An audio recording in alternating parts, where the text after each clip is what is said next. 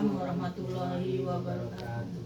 Kami dari mahasiswa UT Prodi PGSD mata kuliah Literasi Kepramukaan, dosen Ibu Ani Latifatul Nabila SPD ingin mewawancarai Ibu Kepala Sekolah dan pembina pramuka mengenai observasi pramuka. Apakah bersedia? Insya Allah bersedia. Terima kasih juga untuk kedatangannya. Mudah-mudahan lancar kuliahnya, mendapatkan nilai yang baik. Untuk Ibu Kepala Sekolah, Ya, boleh. bagaimana susunan kepengurusan gugus depan pramuka di Sekolah SD Negeri 3 Banjar Tahayu? Alhamdulillah, susunan kepengurusan di SD 3 Banjar Tahayu sudah terbentuk. Di sini sudah terbentuk di mana ada untuk pembina yang kelas bawah yaitu siaga, dan ada yang di kelas atas. Untuk yang di kelas bawah biasanya pembinanya adalah guru-guru yang mengajar di kelas bawah 1, 2, dan 3. Dan untuk pembina yang di kelas atas itu ya guru-guru atau wali yang ada di kelas atas 4, 5, dan 6. Jadi sudah terbentuk, termasuk kami juga sudah punya kagudeknya. Jadi semuanya sudah ada susunan pengurusnya. Sejak kapan struktur kepengurusan yang sekarang ini dibentuk atau dibuat? Struktur pengurusan ini memang terbentuk karena kami ini reorganisasinya adalah 3 tahun sekali. Jadi sudah ada 2 tahun ya Pak ya. Kami sudah membentuk, insya Allah mungkin tahun depan kami akan membentuk struktur lagi. Jadi sudah terbentuk, sudah 2 tahun yang lalu. Jadi kami pergantian pengurusnya 3 tahun sekali. Kapan saja jadwal pelaksanaan kegiatan kepramukaan dilaksanakan? Setiap hari apa? Oke. Untuk SD 3 Banjar Tahayu, kami rutin melaksanakan pramuka setiap hari Jumat setelah pembelajaran pagi. Jadi mulai jam 9 hari Sabtu sampai dengan jam 11. Karena kalau sudah lewat jam 11 cuaca sudah panas, anak-anak juga sudah lelah. Apakah ada jadwal kegiatan non rutin atau tahunan? Jika ada, kapan biasanya dilaksanakan? Ya. Kalau untuk tahunan kami ada. Kebetulan di SD 3 Banjar Tahayu ini kami mengadakan seperti kemarin pramuka. Jadi ada percusami atau persami. Kita lihat situasinya. Jadi kami adakan perkemahan di sekolah kami. Itu kami mengundang kemarin itu Pak Camat, Pak Lurah, termasuk dari lintas sektoral. Ada kemarin dari Ketua PGRI, Ketua Keluaran dan sebagainya. Hadir untuk Puskes juga. Jadi hadir untuk mendukung kita atau mensupport kegiatan yang ada di SD 3 Banjar Tahayu. Dan insya Allah akan berlanjut di tahun-tahun berikutnya. Materi atau kegiatan apa saja yang rutin diberikan kepada anggota pramuka siaga atau penggalang setiap minggunya?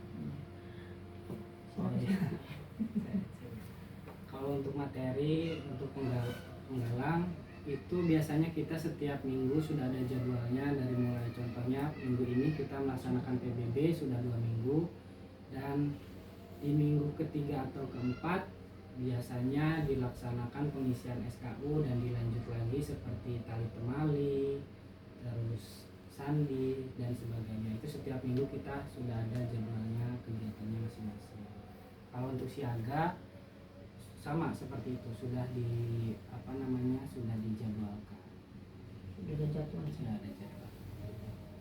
Sarana dan prasarana apa saja yang dimiliki dan digunakan untuk mendukung kegiatan kepramukaan di SD Negeri 3 Banjar Tahayu ini? Sarana prasarana kita alhamdulillah di SD Negeri 3 Banjar Tahayu cukup lengkap, cukup memadai. Dari mulai tali temali, tongkat, terus bendera regus cukup lengkap. Kemudian seperti untuk kemah, pelaksanaan kemah kita ada tenda dum, terus parasut juga ada. Selanjutnya, bagaimana sistem atau cara penilaian yang diterapkan untuk mengukur perkembangan dan keberhasilan anggota pramuka? Salah satunya itu kita ada pada saat mengisi SKU kita mengukurnya itu. Jadi di SKU itu kan ada poin-poinnya, bisa nanti kakak-kakaknya bisa dilihat di SKU-nya. Jadi ketika sudah materi, misalnya tadi tali temali atau PBB, kita ditesnya di saat pengisian SKU. Jadi dites setelah kita kasih materi, kita praktek apakah adik-adik kita ini, misalnya adik-adik penggalang ini, ketika sudah dikasih materi dan dicontohkan, kemudian dibahas 1 atau 2 minggu. Nah, ketika pengetesan di situ bisa kita lihat yang kalau yang sudah paham, berarti contohnya kita belajar tali simpul, beberapa simpul. Nah, nanti kita tes satu-satu per regu atau per kelompok. Ya kalau sudah bisa nanti kita dikasih tanda tangan di SKU-nya. Faktor-faktor apa saja yang menjadi kriteria penilaian utama bagi anggota pramuka? Kalau faktor-faktor banyak, tergantung kriteria penilaian apa dulu. Penilaiannya harus jelas. Ya kalau tadi kita bisa lihat pramuka kan tidak hanya tali temali, PBB dan sebagainya, ada sikap segala macam. Nah kalau untuk yang dasar misalnya contoh materi PBB, tali temali, atau bahkan sandi, moses, sebagainya, yaitu tadi diukurnya dari tes setelah kita melaksanakan pembelajarannya. Tergantung penilaiannya apa dulu. Selanjutnya, prestasi apa saja yang pernah diraih oleh Gus Depan Pramuka SD Negeri 3 Banyukayu ini dalam beberapa tahun terakhir? Oke. Kalau untuk prestasi yang terakhir kita mendapatkan juara di acara ulang tahun Pramuka sekecamatan, Kuaran kecamatan. Kita mendapatkan juara 2 senam dan terus beberapa itu lupa ya, cuman kita dapat 4 piala. Senam, PBB, Dan mungkin sedikit tambahan, untuk SC3 Banyukerta ini kami berusaha untuk mengirim. Jadi setiap ada perlombaan kami mengirim, minimal mereka itu kan melatih mental anak. Jadi harapan kami dengan anak-anak ini berlomba keluar, anak-anak mentalnya bagus dan kita juga mendapatkan prestasi, mendapatkan piala. Jadi untuk reward anak-anak, alhamdulillah gitu kan. Dari hasil belajar ini loh mereka lombakan keluar. Jadi nggak hanya menang di kandang, gitu.